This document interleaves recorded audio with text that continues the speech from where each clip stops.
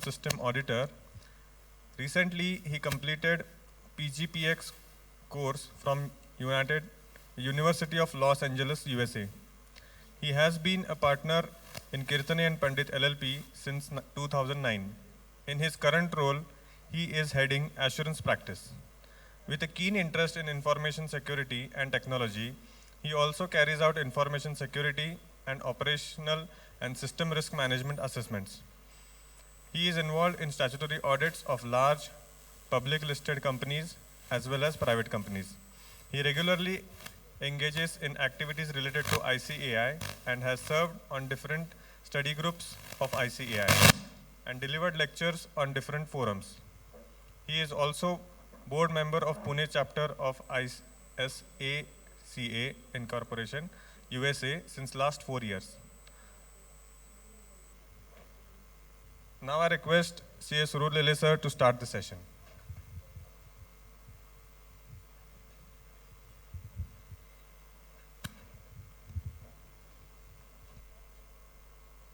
So वेगवेगळ्या avenues वगैरे मी आज सांगणार नाही, पण I would like to share my perspective which I have developed over last 20 years. मी माझ्या सुदैवाने माझ्या फर्ममध्ये मला वेगवेगळ्या ऑपॉर्च्युनिटीज मिळत गेल्या. सो मी सिस्टम ऑडिट केलं आहे, मी ब्रांच सांभाळली आहे, ऑफिसची ब्रांच, स्टॅच्युटरी ऑडिट केलं आहे, सिस्टम ऑडिट केलं आहे. सो जो मी एक पर्स्पेक्टिव्ह आज बघतो आहे तो मी आज तुम्हाला शेअर करा असं वाटतो 2 व्ह्यू पॉईंटनी. एक जे एन्व्हायरमेंट आहे आज CAसाठीचं त्याच्यावर मी थोडा वेळ घालवेन, आणि दुसरं इंडिव्हिज्युअल लेवलवर काय करायला पाहिजे. म्हणजे आपण सकाळपासून ऐकतो आहे मंगेश किंद्रे सर, आत्ता अनिकेत तलाठी सर यांनी इन्स्टिट्यूट लेवलवर बरंच काय काय इनिशिएटिव्ज घेतले जात आहे त्याची माहिती दिली. पण आता पुढचा प्रश्न असा आहे की मी हे करायचं म्हणजे काय करायचं. ओके, मला पुढे जाण्याआधी एकदा सांगा की इथे किती जण असे आहेत की त्यांच्या पार्टनरशिपमध्ये 10पेक्षा जास्त पार्टनर्स आहेत. गुड. म्हणजे बाकी सगळे we can categorise as small and medium practitioner as per the statistics shown earlier today.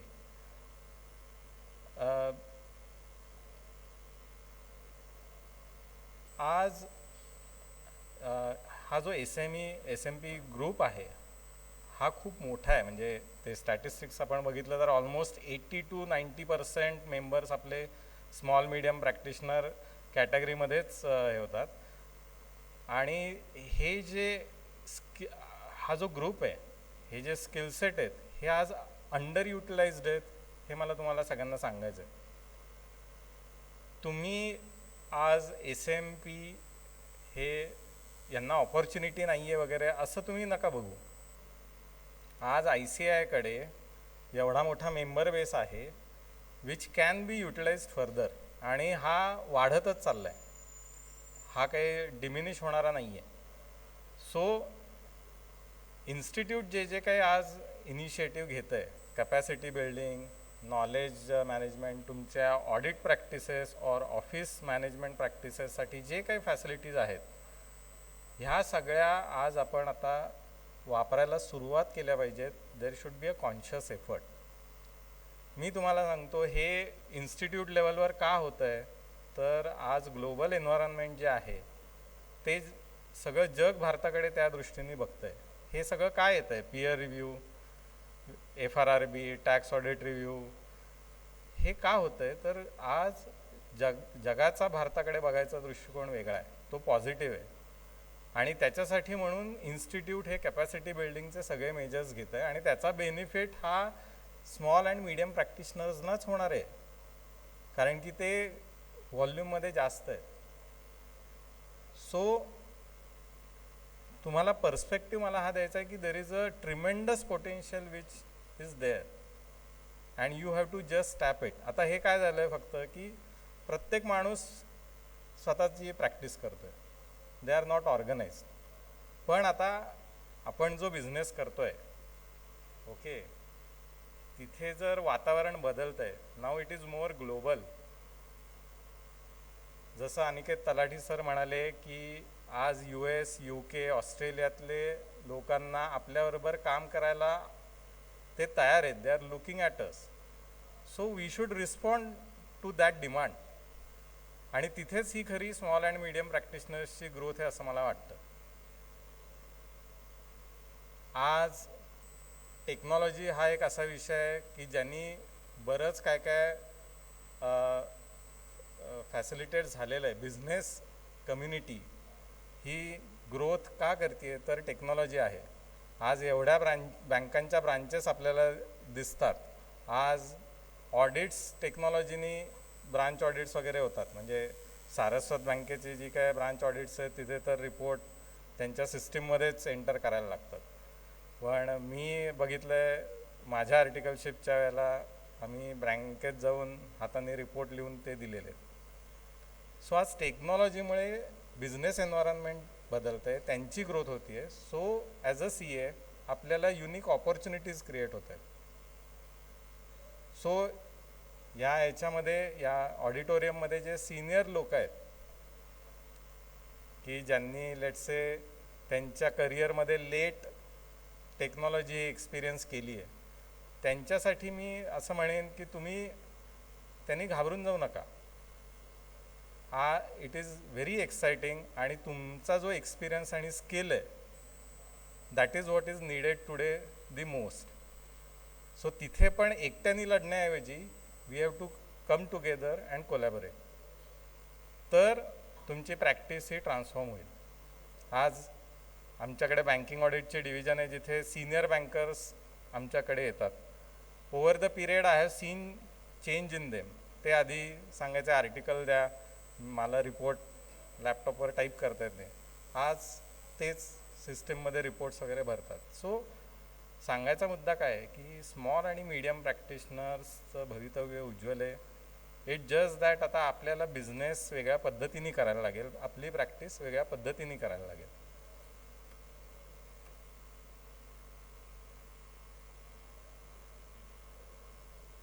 So official अजेंड्याप्रमाणे हे 3 एरियाज आहेत. फार काही मी मोठं प्रेझेंटेशन केलेलं नाही आहे. काही आस्पेक्ट जे मला असे सांगायचे आहेत ते मी ड्युरिंग द कोर्स कवर करीन. पहिला हा ओव्हरऑल जे काही बिझनेस एन्व्हायरमेंट आहे आज अवेलेबल तुम्हाला, त्याचा आपण ओव्हरव्ह्यू घेतला.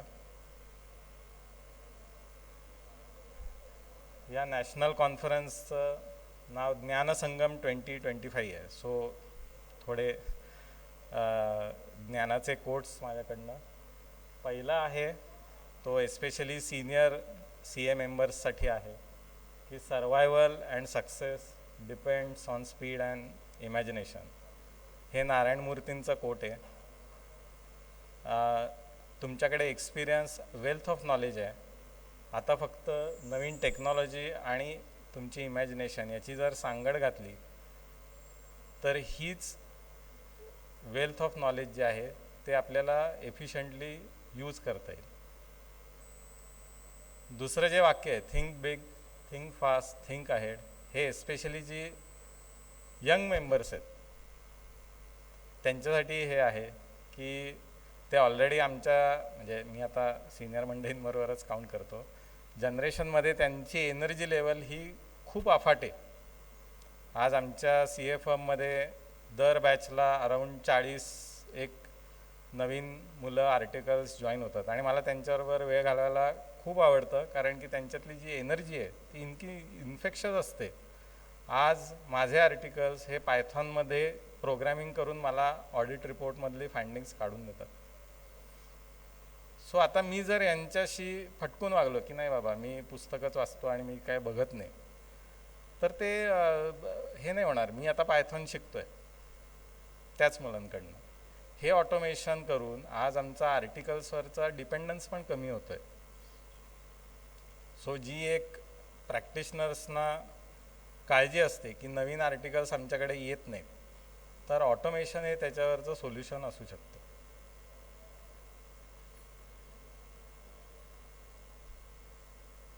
सो आपण जेव्हा SMPसाठी ऑपॉर्च्युनिटीज बघतो, आजची जर आपण आढावा घेतला स्मॉल अँड मीडियम प्रॅक्टिशनर्सचा तर ऑब्वियसली टेक्नॉलॉजी अडॉप्शन मिनिमल आहे. त्याला व्हॅलिड रिझन आहे. लिमिटेड स्पेंडिंग और इन्व्हेस्टमेंट कॅपॅसिटी असते. ही फॅक्ट तर आपण इग्नोर करू शकत नाही. आपण काय असं डायरेक्ट 1-1 लाखाचे सर्व्हर वगैरे करून सिस्टीम्स करू शकत नाही. जो आपला क्लायंटेल असतो, एक्झिस्टिंग क्लायंटेल, त्याच्या रिक्वायरमेंट्स डायव्हर्स असतात. सो त्यांनी काय होतं, स्मॉल अँड मीडियम प्रॅक्टिशनर सगळंच करतो. त्याच्यामध्ये स्पेशलायझेशन किंवा फोकस्ड हे करण्यासाठी वेळ उरत नाही. ही आजची वस्तुस्थिती आहे आणि याच्यात वाईट काही नाही.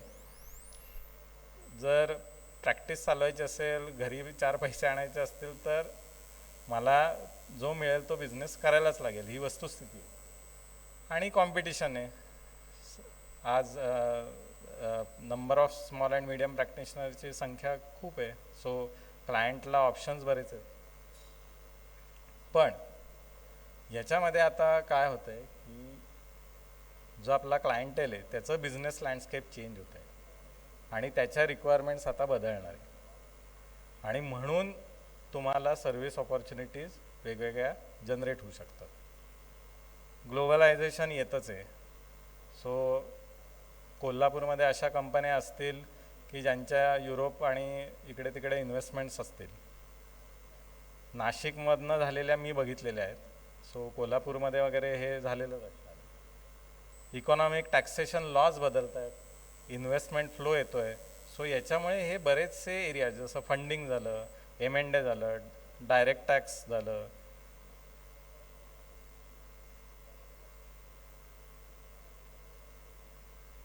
सो ही लिस्ट आहे की असे अनेक एरियाज येऊ शकतात. पण याच्यात सांगायचा उद्देश एवढाच आहे की ट्रॅडिशनल माइंडसेट जो आहे की मी टॅक्सच करीन, मी ऑडिटच करीन, मी ITRच भरेन, ह्या याच्यातनं आता आपल्याला वर यायला लागेल.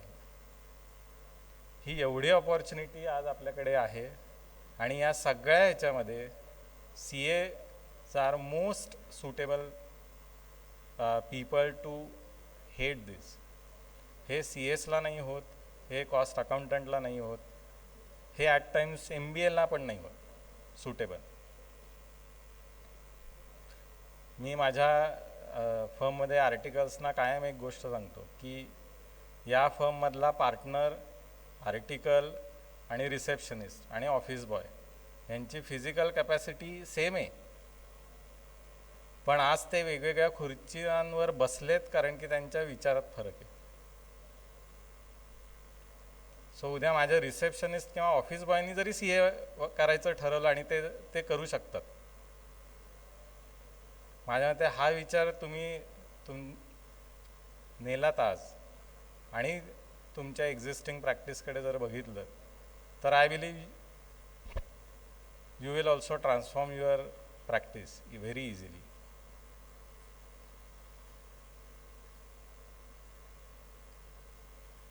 आता emerging fields in outsourcing. Essentially आता आउटसोर्सिंग हे आपल्या CA कोर्सच्या याच्याप्रमाणे core accounting, financial reporting, taxation, virtual CFO, माझ्या ते आज सगळ्यांना हे शब्द माहिती असतीलच आणि काही जणं करत पण असतील. पण याच्यामध्ये आज चॅलेंजेस जी इमर्ज होत आहेत ही आज लक्षात ठेवणं गरजेचं आहे. जसं अनिकेत तलाठी सर म्हणाले की टाइमलीनेस, कमिटमेंट ही बाहेरची लोक जास्त व्हॅल्यू करतात. तसंच डेटा प्रोटेक्शन, सायबर सिक्युरिटी हे पण चॅलेंजेस येऊ शकतात from client service perspective. Second येतं टॅलेंट रिटेन्शन. आज आमच्यासारख्या फर्मला, जी मिड साईज फर्म आहे, आज आम्हाला पण टॅलेंट रिटेन्शनचा प्रॉब्लेम आहे. आणि यू वोंट बिलीव्ह बिग फोरमधले मॅनेजर्स आज they prefer resources from mid size firms कारण की आमच्या इथे ते ट्रेंड होऊन येतं. सो यू कॅन इमॅजिन की we are also sailing in the same boat. Okay, so talent retention हा एक चॅलेंज येऊ शकतो. आणि ग्लोबल कॉम्पिटिशन आहे. एकदा तुम्ही ग्लोबली सर्व करायला लागलात की मग बाकीचे देश पण आहेत. म्हणजे फिलिपिन्स आहे, व्हिएतनाम आहेत, इकडे पण हे ग्लोबल आउटसोर्सिंगचे हब्स आहेत, वेगळ्या एरियामध्ये असतील. पण then we have to sharpen ourselves to face that global competition.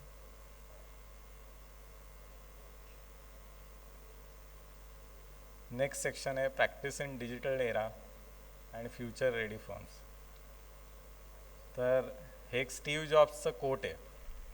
हे त्यांनी ॲपलच्या कॉन्टेक्स्टमध्ये केलं होतं, which is a product company. You can't just ask customers what they want and then try to give that to them. By the time you get it built they will want something new. आज सगळ्या बिझनेसेसची अवस्था हीच आहे. आज आम्ही internal ऑडिटची जेव्हा proposal देतो तेव्हा ट्रॅडिशनल कंपनीज ॲक्ट खालचं ऑडिट कोणीही विचारत नाही. ते म्हणतात तुम्ही रिअल टाईम अपडेट आम्हाला किती देऊ शकता सांगा. म्हणजे ते मी वर्षातनं 4 रन करीन, 4 लिस्टेड कंपनी असेल तर 4 वेळेला ऑडिट कमिटी मीटिंग अटेंड करेन, ते दिवस गेले. मॅनेजिंग डायरेक्टर आता इंटरनल ऑडिटरला विचारतो मला तू क्वार्टरली बेसिसवर अलर्ट अपडेट देशील का. आमच्या फर्ममध्ये डिव्हिजनचं नाव आम्ही इंटरनल ऑडिट बदलून आता रिस्क मॅनेजमेंट असं ठेवलेलं आहे. आणि गेल्या 4 ते 6 वर्षांपासून आमचा हाच विचार चालू आहे की क्लायंटची ही रिक्वायरमेंट कशी पूर्ण करायची. तो म्हणतो मला तुमचे ऑडिट रिपोर्ट घेऊन ते जर 3 महिन्यांनी येत असतील तर काही उपयोग नाही. आम्ही आमचा अप्रोच चेंज केला होता व्हाउचिंगवरनं प्रोसेस रिव्ह्यूसाठी. पण आता बिझनेस कम्युनिटीला प्रोसेस इम्प्रूव्हमेंट पण चालत नाही. ते म्हणतात आमचं कॉस्ट सेविंग करून द्या, रिअल टाईम अलर्ट्स द्या. So just look at how business are looking at CAs. आणि ह्या एन्व्हायरमेंटमध्ये जर आपण असंच धरून बसलो की नाही मी शिकलो आहे इंटरनल ऑडिट ते मी करणार, तर तसं नाही होत, चालणार नाही ते.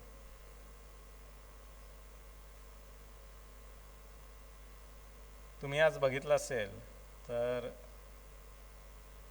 तुमच्या पर्सनल आयुष्यात टेक्नॉलॉजीचा शिरकाव हा खूप झालेला आहे. मी आत्ता माझं परतीचं तिकीट मोबाईल ॲपवरनं दुपारी बुक केलं.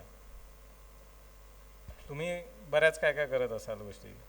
फूड ऑर्डर करत असाल, ॲमेझॉनवर ऑर्डर देत असाल. सगळ्यात महत्त्वाचं म्हणजे याला एजचा लिमिटेशन नाही आहे. म्हणजे सिनियर मंडळी पण तेवढीच टेक्नॉलॉजीशी यूज टू झालेली आहे. आज तुमच्या कारमध्ये सॉफ्टवेअर आहे, तुमची मशीन सॉफ्टवेअरशिवाय काम करत नाही. तुमचा इनवॉइस झाल्याशिवाय डिस्पॅचेस होणार नाहीत. आज अशी परिस्थिती आहे. सो टेक्नॉलॉजी आज शरीरात जसं रक्त असतं त्या पद्धतीने ते झालेलं आहे. There is no alternative.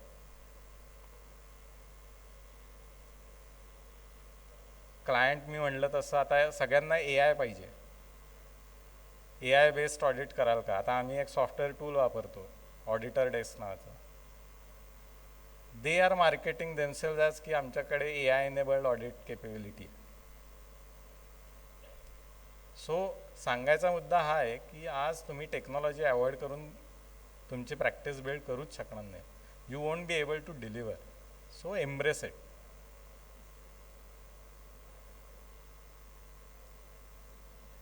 तर या टेक्नॉलॉजीमुळे काय काय एरियाज येऊ शकतात. आता ॲज अ CA आपली माइंडसेट हे ऑडिटसाठी ट्यून झालेला असतो. सो क्लायंटला डिजिटल रिस्क, टेक्नॉलॉजिकल रिस्क ह्या कळत नाहीत. तिथे you can be there guide. ERP software, data analytics, AI tools हे त्यांच्या बिझनेसमध्ये आज ते यूज करतात. दे आर टेक्नोक्रॅट्स, इंजिनियर्स वगैरे. त्यांना रिस्क वगैरे कळत नाही. तिथे CAs can pitch in. Digital transformation and advisory services, predictive analysis, real time auditing, cyber security, sustainability, green financing हे आज एक नवीन एरा आलेला आहे. आमच्या फर्ममध्ये आम्ही याच्यासाठी एक सेपरेट विंग केलेली आहे. हे थोडं वेगळ्या पद्धतीचं काम आहे. In a sense purely CA लोक जाऊन ऑडिट करतात तसं हे होत नाही. याच्यामध्ये तुम्हाला इंजिनियर्स, आर्किटेक्ट, सिव्हिल कॉन्ट्रॅक्टर्स वगैरे असे लोकांबरोबर कोलॅबोरेट करायला लागतं, तेव्हा हे सगळं होतं. पण सगळ्यात शेवटचा महत्त्वाचा मुद्दा असा आहे की जर हे तुम्ही देऊ शकलात क्लायंटला तर तुम्ही प्रीमियम प्राइसिंग त्यांना चार्ज करू शकता. आज जे नॉर्मल ट्रॅडिशनल ITR भरण्याची ॲक्टिव्हिटी असू दे, नाहीतर ऑडिट रिपोर्ट साईन करण्याची ॲक्टिव्हिटी असू दे, क्लायंट जास्ती पैसे देत नाही. This is a place where you can get more money for your same involvement. So just तुमचा ॲप्रोच बदलला तर तुमची प्रॅक्टिस ग्रो होऊ शकते.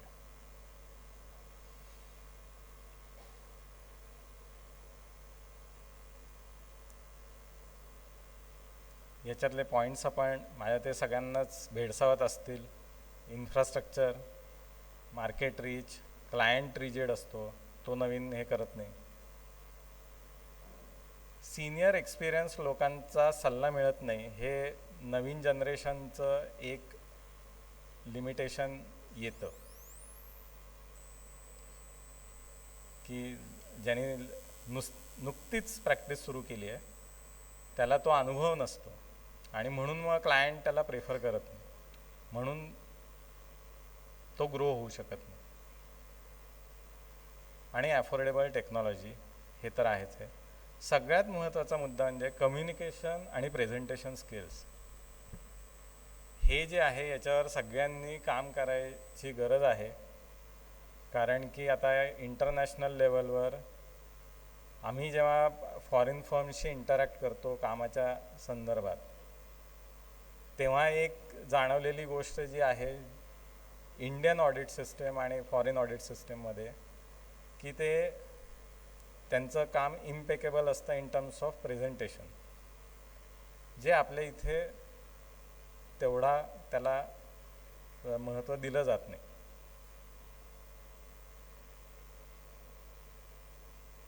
सो आता हे प्रॅक्टिकली इम्प्लिमेंट कसं करायचं, हे चॅलेंजेस झाले, ऑपॉर्च्युनिटीज झाले. तुम्ही स्पेशलायझेशन एक करा, कारण की आता इथून पुढचा जो काळ आहे तो स्पेशलायझेशनचा आहे आणि जिथे क्लायंटला वेगळी रिक्वायरमेंट येते तिथे तुम्ही तो स्पेशलिस्ट हायर करा. हे जर तुम्ही करू शकलात, कोलॅबोरेट करून काम करू शकलात, तर दोघांनाही प्राइसिंग चांगलं मिळतं.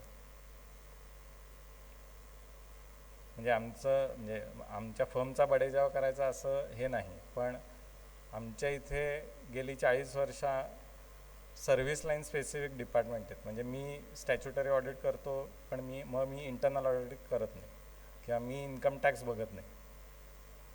आणि हे जेव्हा आम्ही क्लायंट्सना प्रेझेंट करतो तेव्हा त्याचा नक्कीच क्लायंटवर प्रभाव पडतो. फॉरेन क्लायंट्स ते ॲप्रिशिएट करतात.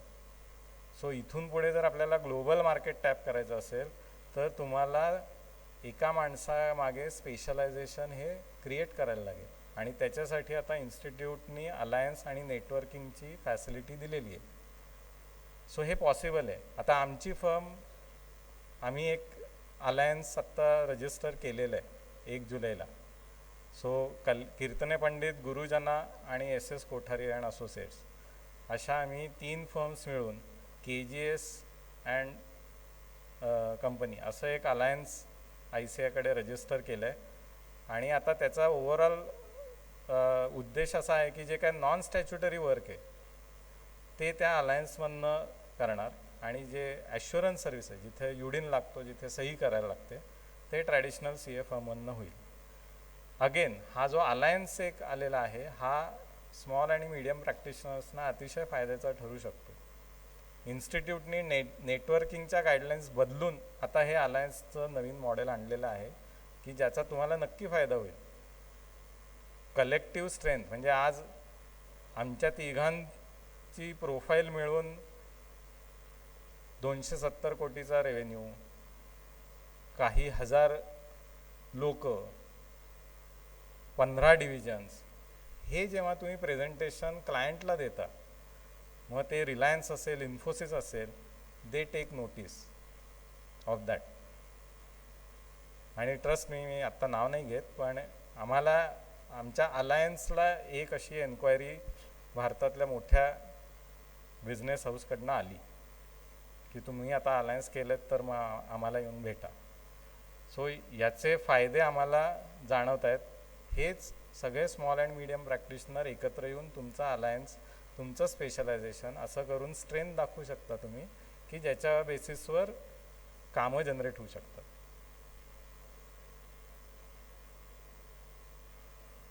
सो ही झाली सेल्स साईड, की तुम्ही बिझनेस घेण्यासाठी म्हणून अलायन्स करा.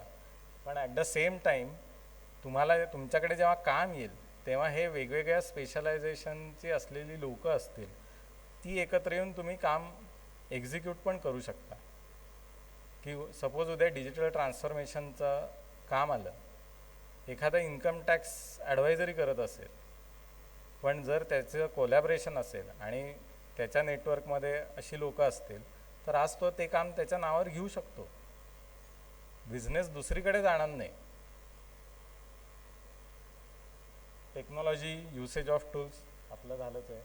Branding, marketing. अलायन्सचा एक मोठा फायदा इन्स्टिट्यूटने असा दिला आहे की तुम्ही त्याच्याकडे ते ब्रँडिंग आणि मार्केटिंग टूल म्हणून पण तुम्ही वापरू शकता. जसं सकाळी मंगेश किंद्रे सरांनी सांगितलं, ॲडव्हर्टिजमेंटचे रूल्स पण बदलत आहेत, विच इज इन लाईन. पण स्मॉल अँड मीडियम प्रॅक्टिशनर्सना आत्ताच वेळ आहे की जेव्हा या सगळ्या प्रोव्हिजन्सचा ते फायदा घेऊन बिझनेस आपला रिअलाईन करू शकता. सो तुम्हाला जे काय एक स्वातंत्र्य पाहिजे, जो इंडिव्हिज्युअल प्रॅक्टिशनर आहे त्याला स्वतःचं फर्म, स्वतःचं COP हे हवं असतं, त्याला त्याची आयडेंटिटी लूज करायची नसते, ती अलायन्समध्ये होणार नाही. सो हे बेनिफिशियल आहे. सो नक्की विचार करा याचा.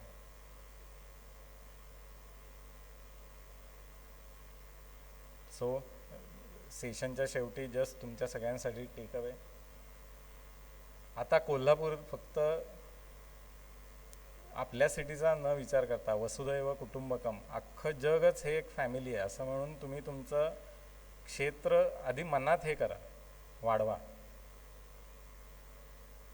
तुम्ही ऑस्ट्रेलियातल्या लोकांना लिंक्डइनवर रिक्वेस्ट पाठवा, US मधल्यांना पाठवा. तुम्ही तुमची वेबसाईट तयार करा, ऑफकोर्स इन्स्टिट्यूटच्या नियमाप्रमाणे. कोलॅबोरेशन ही आता काळाची गरज आहे. एकांडा शिलेदार ही लढाई लढू शकत नाही. त्याच्यासाठी तुम्हाला एकत्र यायला लागेल. माझं असं स्पष्ट मत आहे की जो व्यक्ती CA होतो तो स्पेशलच असतो आणि त्याच्यात इमेन्स केपेबिलिटी असते. सो कोलॅबोरेट करून नक्की तुमची प्रॅक्टिस ही ग्रो होऊ शकते. टेक्नॉलॉजी म्हटलं तसं आता मी टेक्नॉलॉजी वापरणार नाही हे म्हणून चालणारच नाही. भले तुम्हाला सगळं कळणार नाही, म्हणजे आज मी इसाका पुणे चॅप्टर जो इन्फॉर्मेशन सिक्युरिटीमध्ये ऑपरेट करतो त्याच्या बोर्डावर आहे, पण मला पण सगळ्या विषयातली सगळी माहिती नाही आहे. पण माझा इंटरेस्ट आहे, त्यामुळे I can understand it quickly. हा फरक असतो माइंडसेटचा, जो तुम्ही कल्टिवेट करा. ऑफकोर्स चेंजेस हे फार होत आहेत पेसने. त्याच्या म्हणजे आता तुम्ही साधं अमेरिकेचे टॅरिफ हे बघितले, त्याच्यामुळे आता लोकांच्या बिझनेस मॉडेल बदलत आहेत. ट्रान्सफर प्राइसिंग, त्याच्यावर त्याचा इम्पॅक्ट आहे. आणि सगळ्यात महत्त्वाचं, ॲज अ ऑडिटर म्हणून मी फक्त रेकॉर्ड चेक करणार हा अप्रोच आता बदलून मी त्या बिझनेसमनचा राईट हँड मॅन किंवा लेफ्ट हँड मॅन कसा होईल हा अप्रोच ठेवून तुमची प्रॅक्टिस करा. तो जो तुमचा क्लायंट आहे त्यांनी दुसरीकडे कुठेही जाता कामा नये, हा अप्रोच ठेवून जर तुम्ही केलात आणि त्याने जर तुमचं कोलॅबोरेशन वगैरे सगळं केलं, तर नक्की स्मॉल अँड मीडियम प्रॅक्टिशनर हा group will become a very strong community, की आज जे असं इन्स्टिट्यूटला म्हणायला लागतं की 60-70 हजार स्मॉल मीडियम प्रॅक्टिशनर्स आहेत, त्यांचं काय करायचं,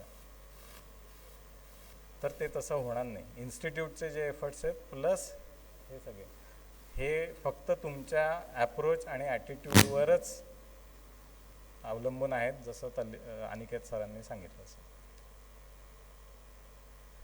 सो शेवटी एकच कोट परत धीरूभाई अंबानींचा आहे, if you don't build your dream someone else will hire you to help them build there's.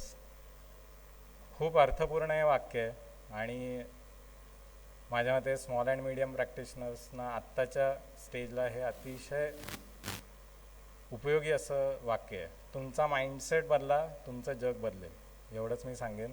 मी स्वतः ते हे केलेलं आहे.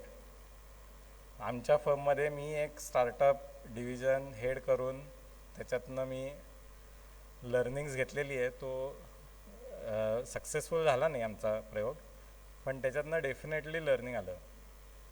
सो 2 वर्ष मी स्टॅच्युटरी ऑडिट पूर्णपणे सोडून त्या याच्यावर काम केलं. आता मी परत स्टॅच्युटरी ऑडिटला आलो आहे, पण लर्निंग्स हे ट्रिमेंडस आहेत. सो इथे मी थांबतो आणि शेवटच्या सेशनला सगळ्यांनी तुम्ही माझं सेशन ऐकलं, त्यामुळे थँक्यू. मॅनेजिंग कमिटीचे परत एकदा आभार मला बोलवल्याबद्दल. पुढे पण भविष्यात मी नक्की येईन, दुसऱ्या सब्जेक्टवर मला बोलायला आवडेल. Thank you. Thank you, sir. I would like to request our chairperson, CA Nikhil Devne sir, to felicitate our wonderful faculty for this insightful session.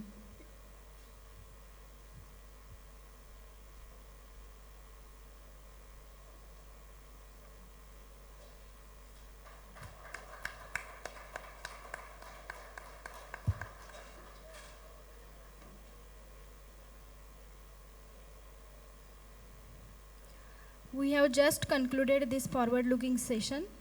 On behalf of Kolhapur branch of ICI, I extend my heartfelt gratitude to our learned speaker for illuminating us with practical insights and new possibilities opening up for SMPs. A special thanks to our chairperson for guiding today's program. And thank you everyone present here for patient listening and cooperation.